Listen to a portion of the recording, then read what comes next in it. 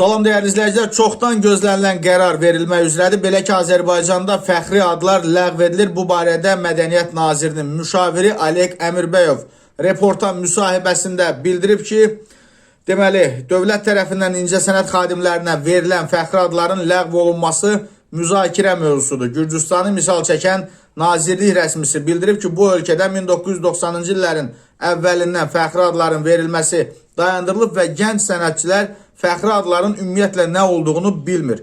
Və Nazirlik rəsmisi qeyd edir ki, aktyor daha çox yaradıcılığını düşünməlidir. Fəxri ad, mükafat, medal üçün çalışmamalıdır. Bildiyiniz kimi fəxri adlar daha çox postsovet məkanında mövcuddur. Bugün 21-ci əsrdə bu adların verilməsi nə dərəcədə aktualdır, yaxud tam aradan qaldırılacaqsa, hansı formada aradan qaldırılacaq? İndiyə qədər fəxri ad alanlar üçün o adlar qüvvədə qalacaqmı? Bu kimi açıq suallar var və müzakirə mövzusudur. Bu arada diqqətinizə çatdırım ki, Alek Əmirbəyov özü əməkdar artist Rita Əmirbəyovanın oğludur.